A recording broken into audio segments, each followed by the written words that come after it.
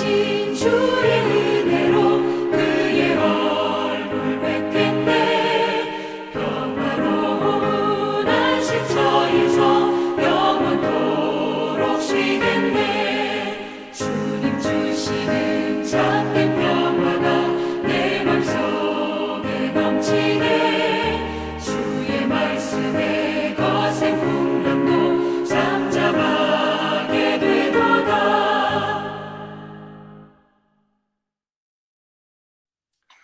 네, 오늘 하나님께서 저희들에게 주신 말씀 갈라디아서 5장 1절의 말씀입니다. 갈라디아서 5장 1절의 말씀 제가 봉독하겠습니다. 그리스도께서 우리를 자유롭게 하려고 자유를 주셨으니 그러므로 굳건하게 서서 다시는 종의 멍에를 매지 말라.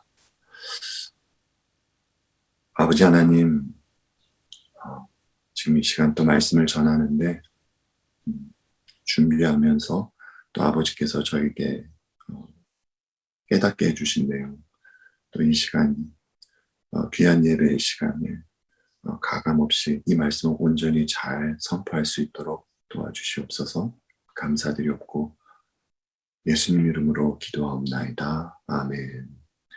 네, 오늘 성도의 자유함이라는 제목으로 말씀을 전하도록 하겠습니다. 인간은 자유하지 못하면서 이 사실을 모르고 있습니다. 성경에는 두 흐름이 있습니다. 하나는 율법이고 다른 하나는 은혜입니다. 율법은 그것을 지키는 인간이 주체가 되고 있습니다. 인간의 열심과 노력으로 지키면 복받고 지키지 못하면 저주를 받는 것이 율법입니다. 율법 앞에서는 복도 안 받고 저주도 받지 않는 중간지대란 없습니다. 하나님께서 인간에게 계명을 주시면 이 계명이 어떤 것이든지 반드시 지켜야만 하는 것입니다. 하나님께서 모세를 통하여 이스라엘 백성에게 계명을 주시는 장면을 잠시 보도록 하겠습니다. 신명기 27장 11절로 26절의 말씀입니다. 새 번역으로 봉독하겠습니다. 그때 모세가 백성에게 명령하였다. 당신들이 요단강을 건넌 뒤에 백성에게 축복을 선포하려고 그리심산에 설 지파들은 시므온과 레위와 유다와 이사갈과 요셉과 베냐민 지파입니다. 그리고 저주를 선포하려고 에발산에 설 지파들은 르우벤과 갓과 아셀과 스불론과 단과 납달리 지파입니다. 그리고 레위 사람들은 큰 소리로 온 이스라엘 모든 백성에게 다음과 같이 외치십시오. 대장장이를 시켜서 주님께서 역겨워하시는 우상을 새기거나 부어 만들어서 그것을 은밀한 곳에 숨겨놓은 자는 저주를 받는다 하면 모든 백성은 아멘 하고 응답하십시오. 아버지와 어머니를 업신여기는 자는 저주를 받는다 하면 모든 백성은 아멘 하십시오. 이웃의 땅 경계석을 옮기는 자는 저주를 받는다 하면 모든 백성은 아멘 하십시오. 눈이 먼 사람에게서 길을 잘못 인도하는 자는 저주를 받는다 하면 모든 백성은 아멘 하십시오. 외국 사람과 고아와 과부의 재판을 공정하게 하지 않는 자는 저주를 받는다 하면 모든 백성은 아멘 하십시오. 아버지의 아내와 동침하는 것은 그 아버지의 침상을 모독하는 것이니 그런 자는 저주를 받는다 하면 모든 백성은 아멘 하십시오. 짐승과 교접하는 자는 저주를 받는다 하면 모든 백성은 아멘 하십시오. 자매, 곧 아버지의 딸이나 어머니의 딸과 동침하는 자는 저주를 받는다 하면 모든 백성은 아멘 하십시오. 장모와 동침하는 자는 저주를 받는다 하면 모든 백성은 아멘 하십시오. 이웃을 암살하는 자는 저주를 받는다 하면 모든 백성은 아멘 하십시오. 뇌물을 받고 죄 없는 사람을 죽이는 자는 저주를 받는다 하면 모든 백성은 아멘 하십시오. 이 율법 가운데 하나라도 실행하지 않는 자는 저주를 받는다 하면 모든 백성은 아멘 하십시오. 맨 마지막 절, 이 율법 가운데 하나라도 실행하지 않는 자는 저주를 받는다 하면 모든 백성은 아멘 하십시오. 참으로 무서운 말이 아닐 수 없습니다. 여호와 하나님의 말씀이 전해지면 백성은 모두 아멘으로 응답해야 합니다. 응답할 뿐만이 아니라 반드시 지켜야 하는 것입니다. 아멘의 의미는 정말 그렇게 되기를 소원한다는 간절한 마음이 배어 있습니다. 하나님의 말씀, 율법 앞에 이스라엘 백성들은 모두 아멘으로 응답해야 했습니다. 그들은 하나님 앞에서 율법을 지키겠다라는 선언을 한 것입니다. 여기에는 율법을 지키겠다라는 이스라엘 백성이 중심에 있는 것이죠. 이와 같이 율법을 지켜서 구원을 얻으려는 사람의 모습은 언제나 비슷한 모습을 나타냅니다. 마태복음 19장에서 부자 청년이 등장을 하는데요. 이 부자 청년의 모습을 봐서도 알 수 있습니다. 그는 예수님께 이런 질문을 합니다. 내가 어떤 선한 일을 해야 영생을 얻습니까? 이 질문은 선해 보이는 것으로 포장한, 그러나 교묘하게 자기를 높이는 간교함이 보이는 그러한 질문입니다. 선생님, 영생을 얻는 방법만 알려주십시오. 내가 하겠습니다. 방법만 알면 할 수 있는 능력이 자신에게 있다라는 것이죠. 여기에도 영생을 얻기 위해 선한 일을 할 수 있는 나라는 사람이 중심에 있는 것입니다. 이것이 율법을 지켜보겠다고 하는 이들의 동일한 모습입니다. 그런데 이 모습은 어쩌면 진취적으로 보이기까지 합니다. 모든 사람이 이런 모습을 동경하고 좋아하지 않습니까? 그렇다면 은혜는 무엇이겠습니까? 여러분들이 이미 알고 있듯이 은혜는 인간이 만들어내거나 보상으로 받는 것이 아니라 하나님께서 거저 베풀어 주시는 선물인 것입니다. 그러나 사실 이 은혜를 베풀어 주시기 위하여 하나님은 엄청난 대가를 치르셨습니다. 그렇기 때문에 신자가 하나님으로부터 은혜를 받을 수 있는 것입니다.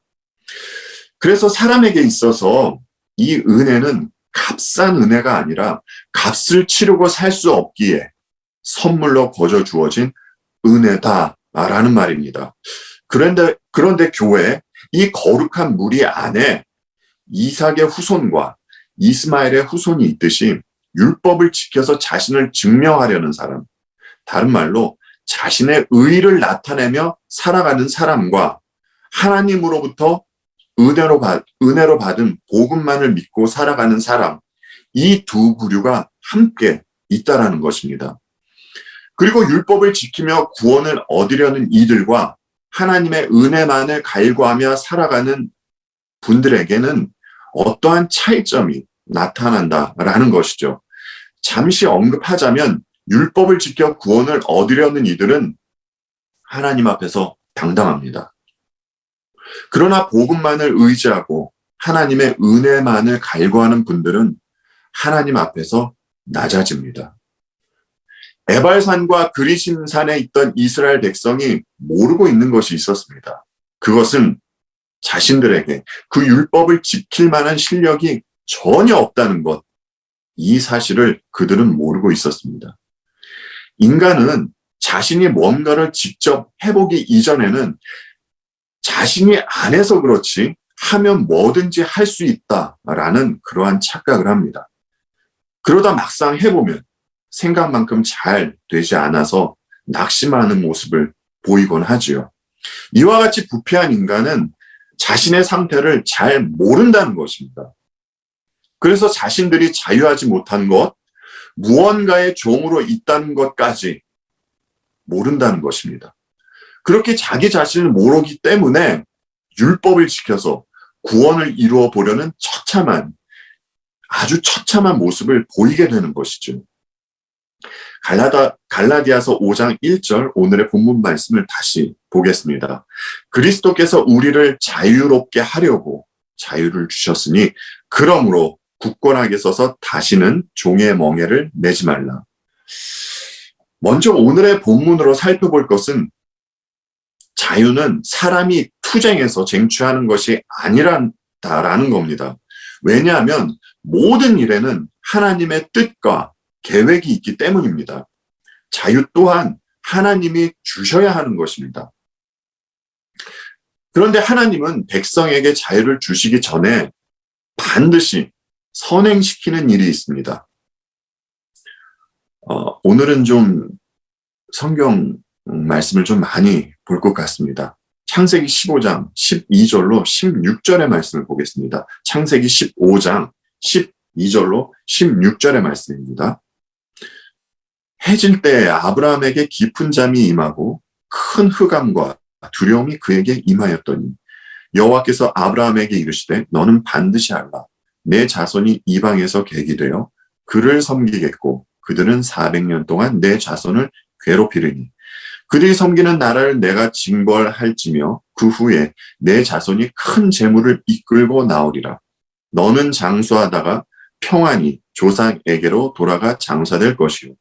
내 자손은 4대 만에 이 땅으로 돌아오리니 이는 아모리 족속의 죄악이 아직 가득 차지 아니함이니라 하시더니. 아멘.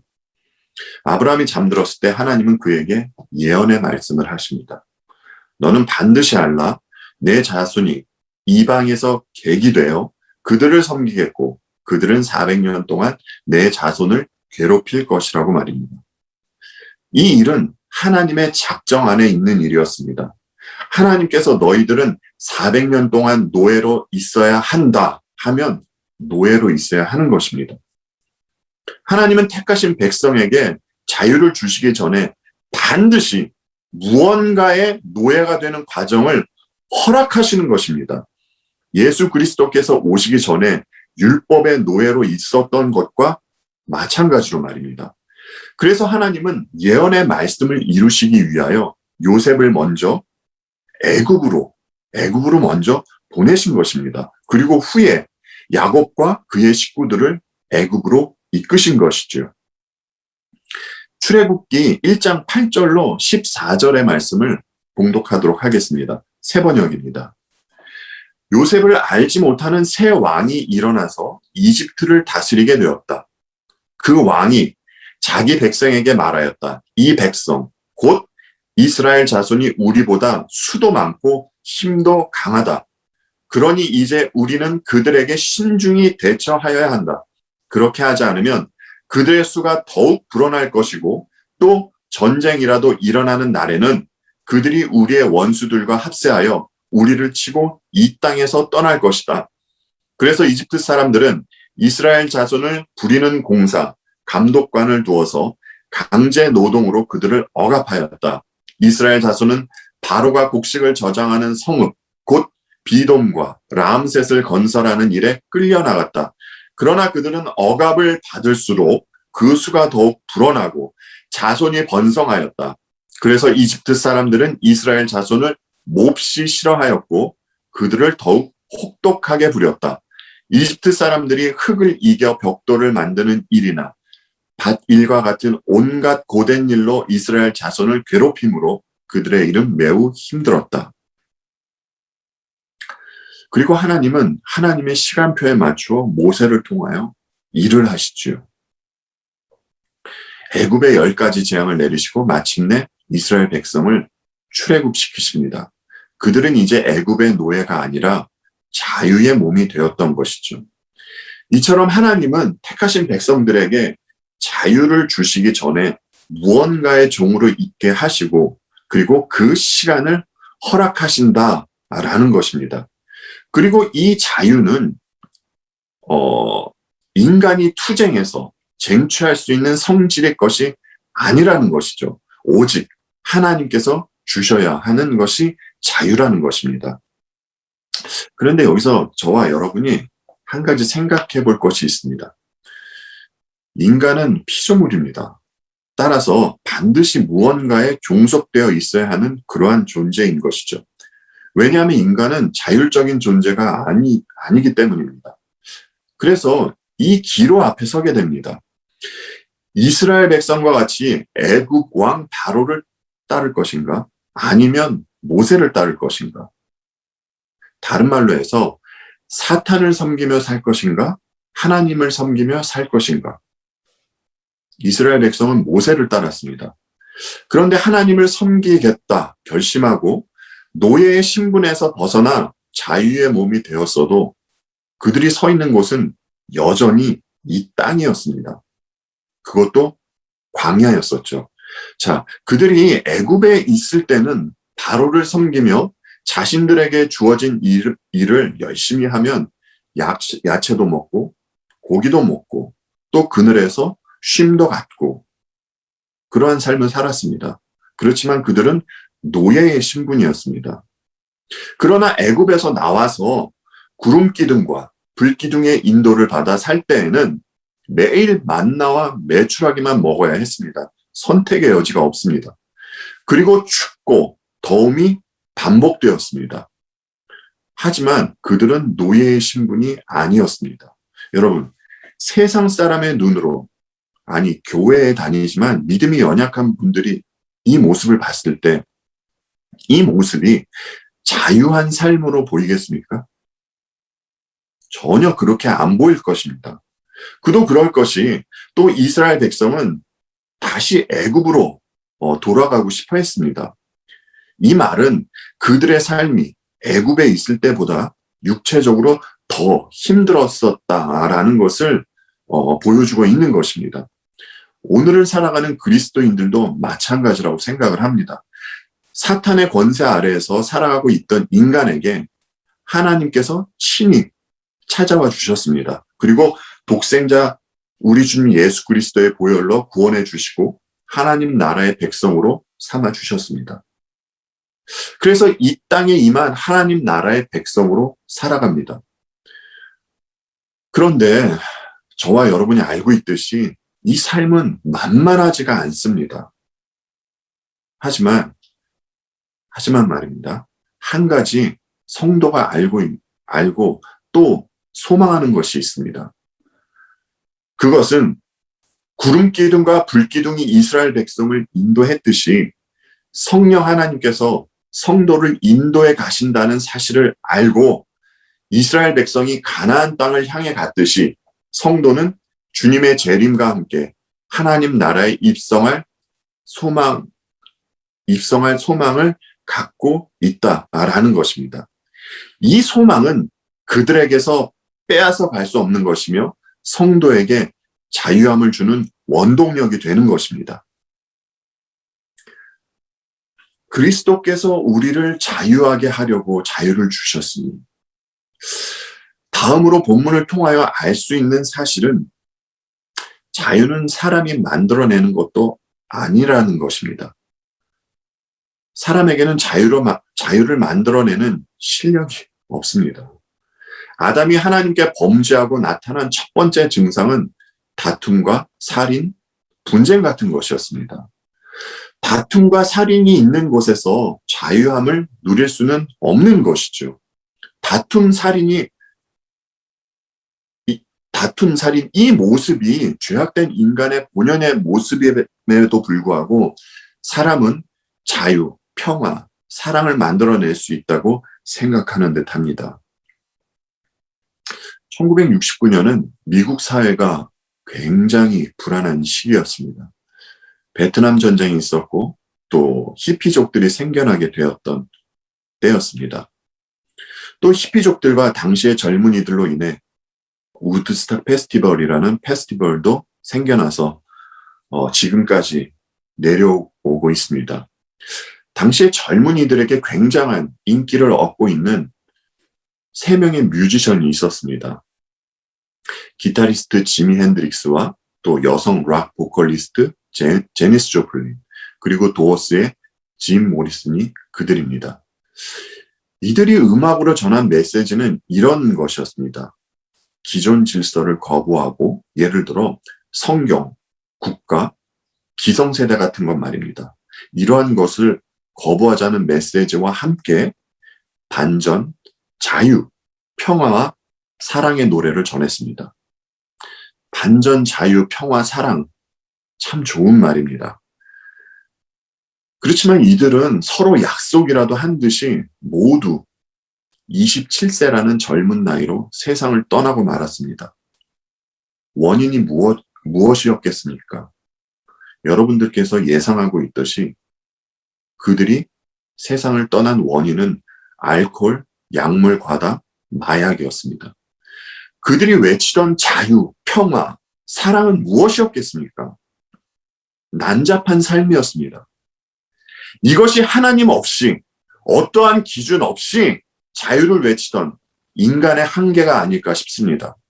자유는 인간이, 그것도 죄악으로 물든 인간이 만들어낼 수 있는 것이 아니라는 것을 보게 됩니다. 매스컴을 통해서 인기를 누리고 자신들의 힘으로 뭔가를 해보려 했지만 그들의 결국은 멸망이었습니다. 자유. 이 자유는 반드시 하나님께서 주시고 하나님으로부터만 와야 하는 것입니다. 그리스도께서 우리를 자유롭게 하려고 자유를 주셨으니 다음으로 살펴볼 내용은 인간에게 자유를 주시는 것은 하나님의 주권적으로 하신 일이라는 것입니다. 사람은 자신의 처지가 어떠한지 알아야 외부의 도움을 청할 수 있습니다. 그런데 인간은 자신의 진짜 처지를 도통 알지를 못합니다. 그래서 자신이 멸망으로 가고 있음에도 불구하고 전혀 인식을 하지 못하고 살아가는 것이겠죠. 눈이 감겨 있고 귀가 막힌 채로 말입니다. 요한복음 9장에는 주께서 날 때부터 맹인을 고치는 사건이 묘사되어 있는데요. 그 시작은 이렇게 됩니다. 예수께서 길을 가실 때에 날 때부터 맹인된 사람을 보신지라.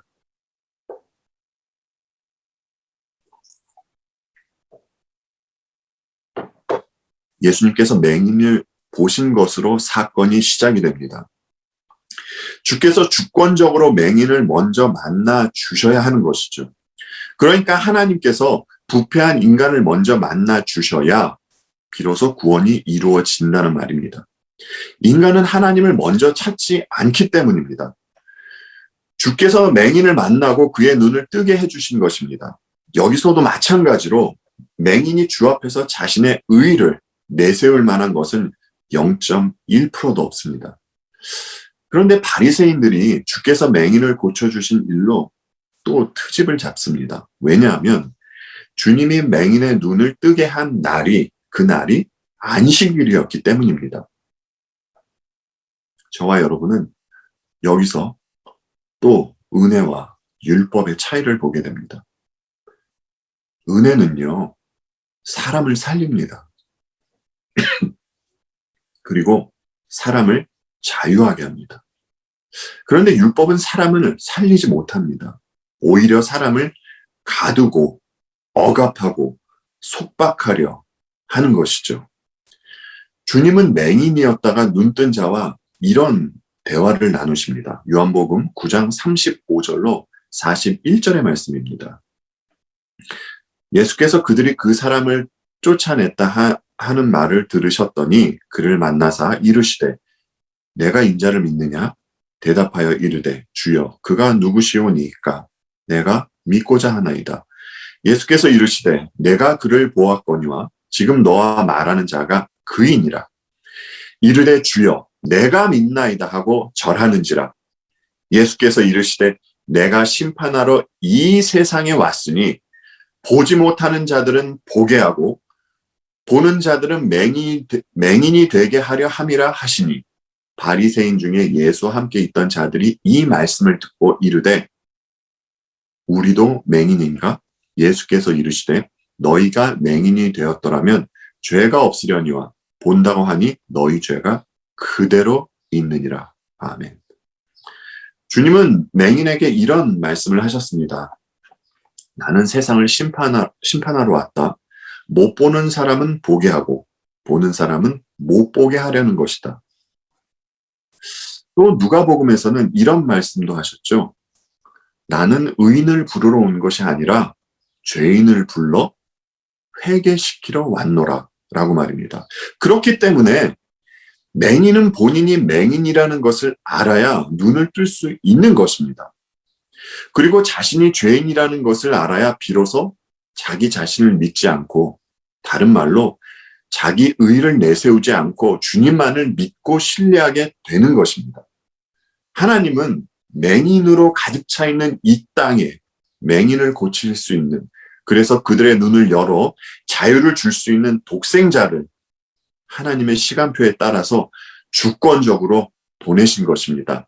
때가 참에 하나님이 그 아들을 보내사 여자에게서 나게 하시고 율법 아래에 나게 하신 것은 율법 아래에 있는 자들을 속량하시고 우리로 아들의 명분을 얻게 하려 하심이라. 하나님은 누구와 상관없이, 누구와 상의 없이 주권적으로 그 아들을 보내신 것입니다. 율법 아래에 있는 아들을 속량하시고 율법 아래에 있는 이들을 속량하시고 아들의 명분을 주어서 그들에게, 저와 여러분에게 자유함을 주기 위해서 말입니다. 그러므로 성도는 자신이 영적으로 맹인이었다라는 것을 인정하는 분들입니다. 자신이 죄인이라는 것을 인정하는 분들이라는 것이죠. 그리고 자신의 눈을 뜨게 하기 위하여 주께서 주권적으로 오신 사실 앞에 무릎 꿇는 분들입니다. 여기에도 자기 의를 내세울 만한 틈은 전혀 보이질 않습니다. 그리스도께서 우리를 자유롭게 하려고 자유를 주셨으니, 여기에서 나온 주셨으니, 이 주셨으니는 과거 완료입니다. 이미 주신 것입니다. 하나님은 이스라엘 백성을 출애굽시키셨습니다. 그리고 바벨론에서 포로 생활을 하던 그들에게 자유를 주셨단 말입니다. 예수 그리스도로 말미암아 성도들에게 자유를 주셨습니다.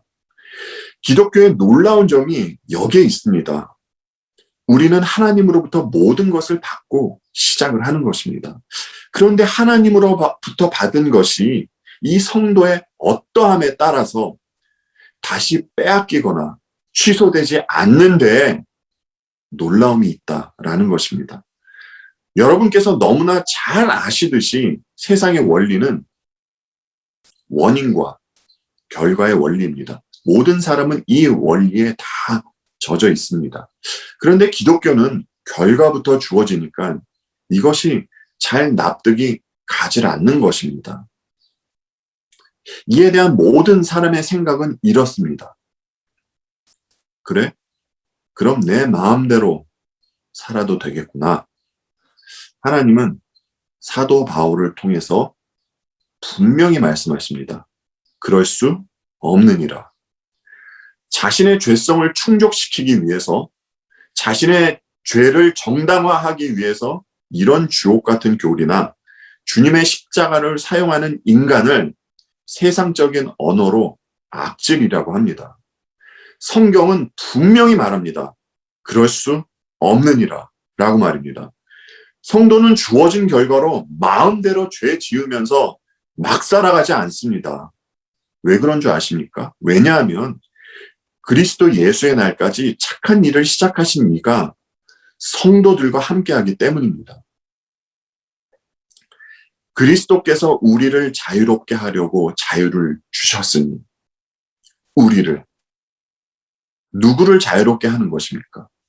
사도 바울은 우리를 이라는 표현을 썼습니다. 주께로부터 자유함을 받은 사람은 정해져 있다라는 것입니다. 주님은 요한복음 10장에서 이런 말씀을 하시죠. 나는 선한 목자라. 나는 내 양을 알고 양도 나를 아는 것이. 모든 양이 주님의 양이 아니라 주님의 양이 따로 있다라는 것입니다. 마태복음 1장에서는 이렇게 말씀하십니다. 마리아가 아들을 낳을 것이니 너는 그 이름을 예수라고 하여라. 그가 자기 백성을 그들의 죄에서 구원하실 것이다. 아멘. 주님은 전 인류를 구원하시기 위해서 이 땅에 오신 것이 아니라 주께 맡겨진 양, 자기 백성을 구원하시기 위하여 오셨다라는 것이죠. 노아 당시에는 노아를 포함한 8명만 구원을 받았고요. 하나님은 이스라엘과 애굽을 함께 구원하지 않으셨습니다. 이스라엘만 구원하셨습니다. 야곱과 에서를 함께 구원하지 않으셨고요. 야곱만 구원하셨단 말입니다. 야곱은 정말 파란만장한 삶을 살았던 인물입니다. 창세기 35장 9절로 10절 말씀을 보겠습니다. 세 번역입니다. 야곱이 밧단 아람에서 돌아온 뒤에 하나님이 그에게 다시 나타나셔서 복을 주셨다. 하나님이 그에게 말씀하셨다. 너의 이름이 야곱이었지만 이제부터 너의 이름은 야곱이 아니라 이스라엘이다. 하나님이 그의 이름을 이스라엘이라고 하셨다. 하나님이 그의 이름을 이스라엘이라고 하신 것입니다. 야곱은 하나님께 복을 받고 이름마저 계명하게 됩니다. 하나님께서 직접 그에게 이스라엘이라는 새 이름을 주신 것이죠. 그런데 말입니다. 이 일이 있은 후 어떠한 일이 벌어지냐면 그가 그토록 사랑하는 라헬이 죽습니다. 그리고 아버지 이삭도 돌아가십니다.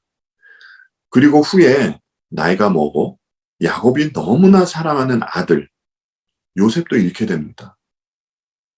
야곱은 히브리서 11장에 이름이 올라간 믿음의 사람입니다.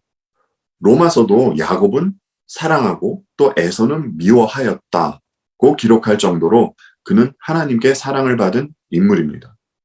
그러나 그가 말년에 애굽의 바로 왕에게 그 바로 왕 앞에서 고백한 내용을 들으면 사람들로 하여금 다소 어리둥절하게 만드는 그러한 말을 합니다. 창세기 47장 8절로 10절의 말씀입니다. 바로가 야곱에게 말하였다. 어른께서는 연세가 어떻게 되시오? 야곱이 바로에게 대답하였다. 이 세상을 떠돌아다닌 횟수가 100년하고도 30년입니다. 저희 조상들이 세상을 떠돌던 횟수에 비하면 제가 누린 횟수는 얼마 되지 않지만 험악한 세월을 보냈습니다. 야곱이 다시 바로에게 축복하고 그 앞에서 물러났다. 야곱은 바로 앞에서 자신의 삶이 험악한 세월이었다라고 그러한 고백을 합니다. 다시 오늘의 본문으로 돌아와 보면 하나님의 사람은 자유함을 누리며 살아야 하는데 야곱의 고백은 자유함하고는 조금 거리가 있어 보입니다. 여러분 그렇지 않습니까? 야곱이 하나님께 택함을 받았기 때문에 오히려 뭔가에 짓눌려 산 듯한 느낌마저 들게 됩니다.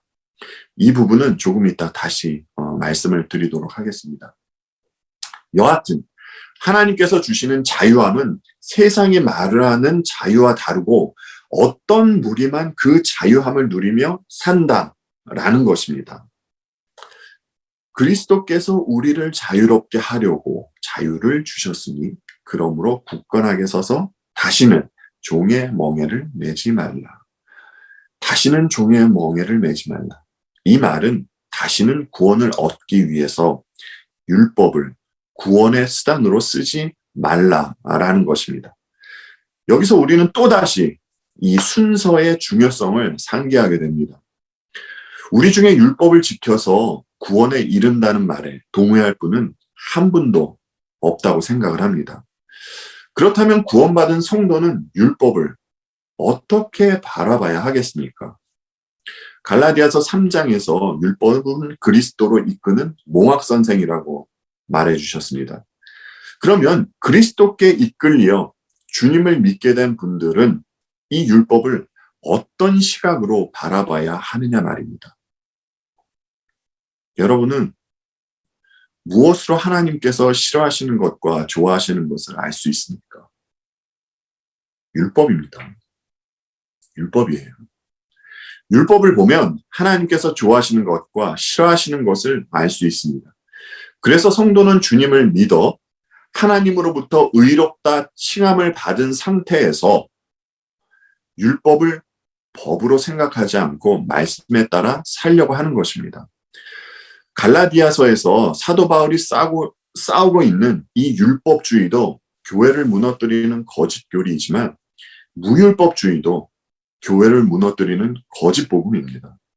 다시 말씀드리지만 성도는 율법을 법으로 생각하지 않고 자유함 가운데 말씀에 따라 살려고 하는 분들이다라는 것이죠. 이것은 여러분 각자의 모습을 보면 알 수 있을 것입니다. 그리스도께서 우리를 자유롭게 하려고 자유를 주셨으니 그러므로 굳건하게 서서 다시는 종의 멍에를 매지 말라. 우리를 자유롭게 하려고 자유를 주셨으니 이 자유를 누가 주셨습니까? 그리스도께서. 성도에게 자유를 주신 분은 주님이십니다. 주님은 누가복음 4장에서 이사야 선지자의 말을 들어 이렇게 말씀을 하셨습니다. 예수께서는 자기가 자라나신 나사렛에 오셔서 늘 하시던 대로 안식일에 회당에 들어가셨다. 그는 성경을 읽으려고 일어서서 예언자 이사야의 두루마리를 건네받아서 그것을 펴시어 이런 말씀이 있는 데를 찾으셨다. 주님의 영이 내게 내리셨다. 주님께서 내게 기름을 부으셔서 가난한 사람에게 기쁜 소식을 전하게 하셨다. 주님께서 나를 보내셔서 포로된 사람에게 해방을 선포하고 눈먼 사람들에게 눈뜸을 선포하고 억눌린 사람들을 풀어주고 주님의 은혜의 해를 선포하게 하셨다. 아멘. 주님은 이 일을 위해서 가장 높은 곳에 계셨던 분이 가장 낮은 곳으로 오신 것입니다. 오셔서 주님의 공생의 기간 동안 모든 율법을 온전히 지키셨고요.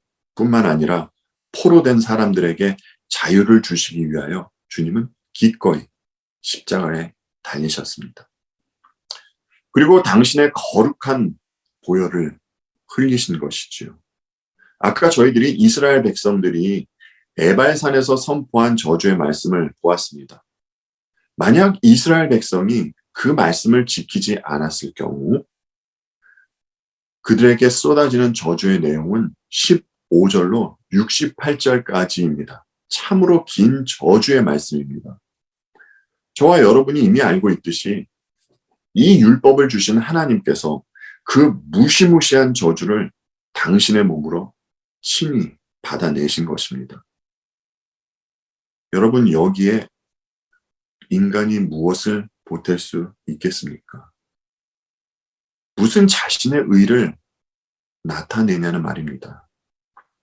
하나님께서 인간에게 요구하는 의는 완벽한 의를 요구하시는 것입니다. 하나님 앞에 설 수 있는 의는 온전하신 주님 예수 그리스도의 의밖에는 없습니다.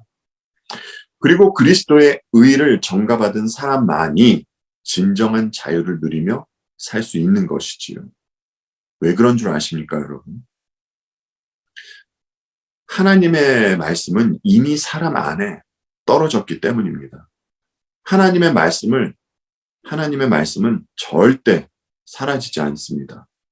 선과 악을 알게 하는 나무의 열매를 먹지 말아라 하는 하나님의 말씀이 이미 인간에게 주어졌다라는 말입니다. 그런데 아담의 후손으로 태어난 모든 인간은 하나님의 말씀을 거역한 상태로 태어나게 되었습니다. 지금 말씀을 전하고 있는 저나 이 말씀을 듣고 있는 여러분도 마찬가지입니다.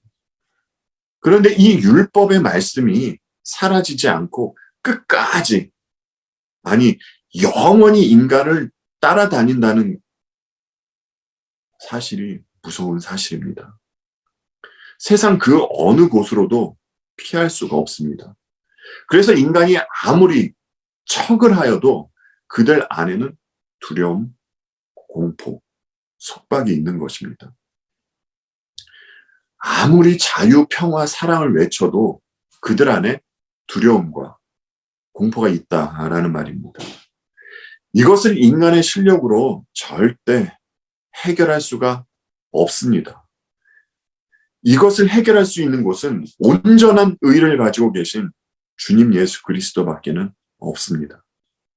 율법을 온전히 지키신 그분 안으로 들어가는 수밖에는 없단 말입니다. 그런데 그분 안으로 들어가려면 자기 자신이 주님과 함께 죽어야 합니다. 죽어야 합니다. 주님과 함께 이 죽음을 경험해야 비로소 다시 태어나 자유함을 누릴 수 있는 존재가 된다라는 말입니다. 이 부분이 고통스럽고 조금 어려운 부분입니다. 그리고 의롭다 칭함을 받은 성도이기에 주님의 의로움은 그들 안에서 여전히 일을 해나가십니다. 인간의 의와 하나님의 의는 함께할 수가 없기 때문입니다. 그리스도의 의는 성도 안에 남아있는 죄성, 자기 의를 꺾어가십니다. 성경에 나와 있는 믿음의 인물을 보십시오.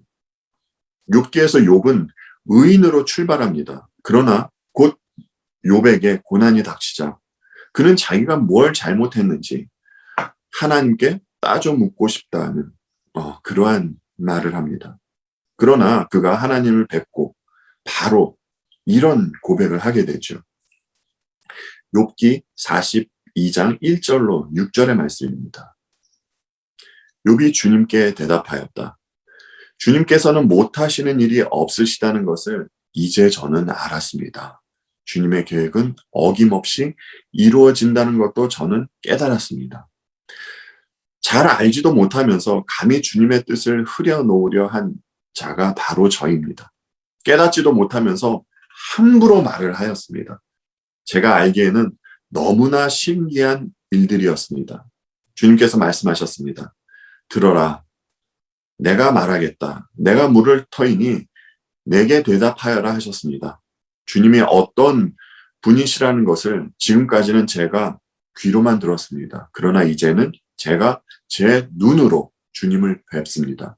그러므로 저는 제 주장을 거두어 드리고 티끌과 잿더미 위에 앉아서 회개합니다. 티끌과 잿더미 위에 앉아서 회개를 한다는 욥의 고백입니다. 하나님은 당신의 백성으로 삼아 주셨기에 죄인의 의를 하나하나 꺾어 가시는 것입니다. 아까 말씀드렸듯이 야곱도 마찬가지입니다. 아브라함의 하나님, 이삭의 하나님, 야곱의 하나님의 그 야곱, 에서가 아닌 야곱이 하나님께 택감을 받았기 때문에 하나님의 인도하심 가운데 그의 의가 하나하나 꺾여갔던 것입니다. 야곱이라고 과거를 회상하며 후회가 없었겠습니까? 수없이 많은 잘못이 생각나고 그때 왜 그랬을까라는 탄식이 절로 나왔을 것입니다. 그러나 그는 이미 130년이라는 시간이 지난 세월 앞에 있습니다. 그는 돌이킬 수 없는 세월 앞에 하나님만 의지하는 자로 있게 된 것이죠. 그것이 그가 느끼기에는 험난한 세월로 느꼈던 것이었지만 야곱에게 반드시 필요한 일들이었습니다. 그래서 하나님은 그 시간, 그 일들, 그 사건을 허락했던 것이었죠. 갈라디아서를 쓴 사도 바울은 어떻습니까? 바울은 종교적 열심의 최고봉에 있던 인물이었습니다. 구약을 율법적으로 잘 알고 있던 그러한 분이었고요.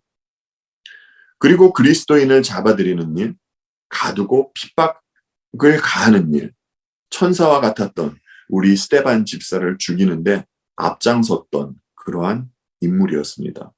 모든 종교적 열심을 내었던 사람이었죠. 그러나 주께서 바울을 만나 주시자 그가 어떠한 모습을 보입니까?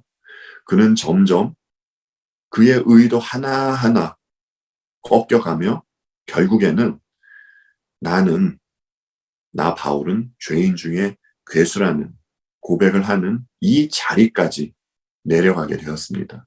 이 고백은 그냥 나온 고백이 아닙니다. 진심으로 주님 앞에 섰을 때 자기 자신이 그렇게 보여서 한 그러한 고백입니다. 하나님의 의는 죄인의 의를 이렇게 꺾어 가십니다. 한 분만 더 보겠습니다. 사도 베드로입니다. 그는 주님으로부터 칭찬도 듣고 또 꾸중도 들었던 인물입니다. 자기 의를 내세워서 자신은 주님을 위해서는 자기 목숨이라도 바치겠다고 큰 소리치던 그러한 인물이었습니다. 그러나 그는 주님을 3번이나 부인하는 자리까지 가게 되지요. 그리고 주님은 부활하신 후에 그렇게 주님을 부인했던 베드로를 만나서 이런 말씀을 하십니다. 요한복음 21장 18절 말씀입니다. 내가 진실로 진실로 내게 이르노니 내가 젊어서는 스스로 띠띠고 원하는 곳으로 다녔거니와 늙어서는 내 팔을 벌리리니 남이 내게 띠띠우고 원하지 않는 곳으로 데려가리라. 이것이 주님께서 사랑하는 제자 베드로에게 한 말씀입니다. 주께서 베드로에게 직접 하신 말씀이에요. 젊어서는 내가 스스로 원하는 곳으로 다녔지만 늙어서는 남이 너에게 띠띠우고 그것도 네가 원하지 아니하는 곳으로 데려갈 것이다. 이 모습이 주님으로부터 선택받은 성도의 모습입니다. 세상에서 말하는 자유와 많이 다르지 않습니까? 그런데 이들은 알았습니다. 주님의 의가 죄인의 의를 가만두지 않는다라는 것을요. 내 의가 꺾여야 하는구나. 이 과정이 반드시 필요하구나. 이 사실을 알았던 것입니다. 그런데 이 일을 지금도 주께서 우리 성령 하나님을 통하여 하시는구나. 주님의 십자가 앞에서는 인간이 내세울 의의가 없구나 라는 것을 이들은 알았던 것입니다.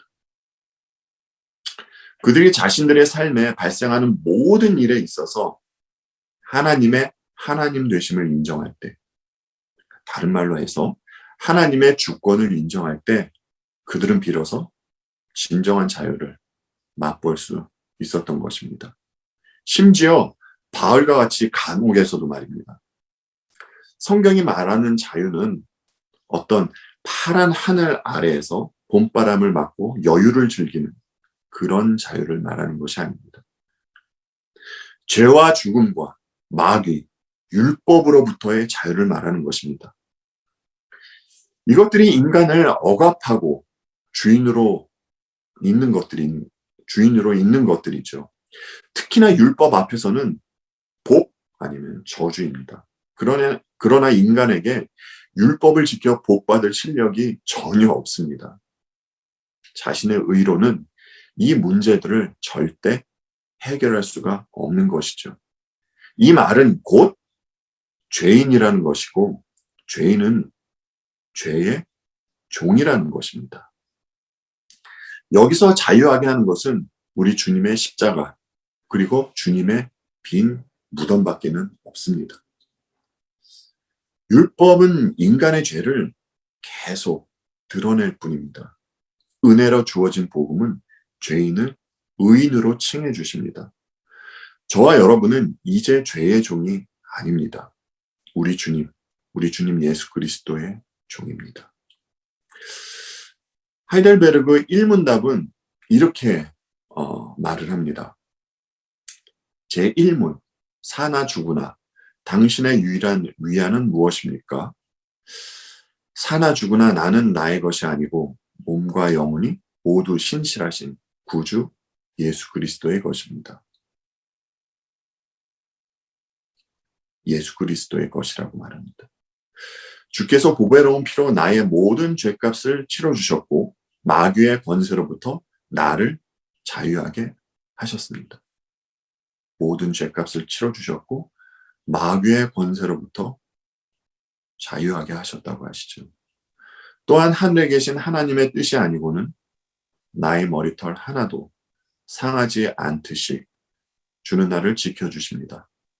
실로 이 모든 것이 합력하여 나의 구원을 이룹니다. 내가 주의 것이기에 주께서 성령으로 말미암아 영원한 생명을 보존하시고 나의 온 마음을 다하여 기꺼이 주를 위하여 살게 하십니다. 이것이 나의 유일한 위안입니다. 여러분, 지금 말씀드린 이 하이델베르그 1문답을 들으시고 그리스도 안에 있는 분들의 그 자유함을 보게 되지 않습니까? 주님의 종이기 때문에 주님 안에서 성도는 자유함을 누릴 수 있는 것입니다. 저와 여러분의 주인은 내가 아닌 주님이기에 이제 주님 안에서 자유함을 누리며 살아갈 수 있는 존재가 되었다라는 것입니다. 이 사실을 아셨기에 이제는 저와 여러분 모두 주님 예수 그리스도 안에서 이 자유함을 마음껏 누리며 사는 저와 여러분이 되기를 바라며 말씀을 마치도록 하겠습니다. 기도하겠습니다. 주님 은혜를 감사드립니다. 주께서 이 땅에 오셔서 주께서 하신 일로 말미암아 이제 우리는 죄의 종이 아니라 주님의 종이 되었고 또 주님 안에서 자유함을 누리며 살아갈 수 있는 존재가 되었습니다. 늘 언제나 어떤 상황, 어느 곳에 있든지 주님 안에서 이 자유함을 마음껏 누리며 살아갈 수 있는 저희들이 될 수 있도록 도와주시옵소서. 또한 자유함을 누리며 더욱더 우리 주님 바라보고 우리 주님 기뻐하며 살아가는 저희 모두가 될 수 있도록 도와주시옵소서. 감사드렸고 주님 예수 그리스도 이름 받들어 기도하옵나이다. 아멘.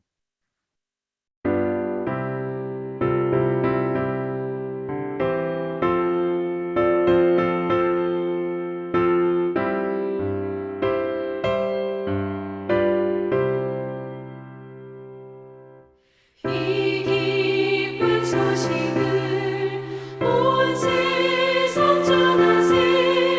큰 환난 고통을 당하는 자에게 주 믿는 성도들 다 전할 소식은 성령이 오셨네. 성령이 오셨네. 성령이 오셨네. 내 주님 보내신 성령이 오셨네. 이 기쁜 소식을 온 세상 전하세. 성령이 오셨네. 만왕의 왕께서 저 사로잡힌 자 다 구원하시고 참 자유 주셨네. 승리의 노래가 온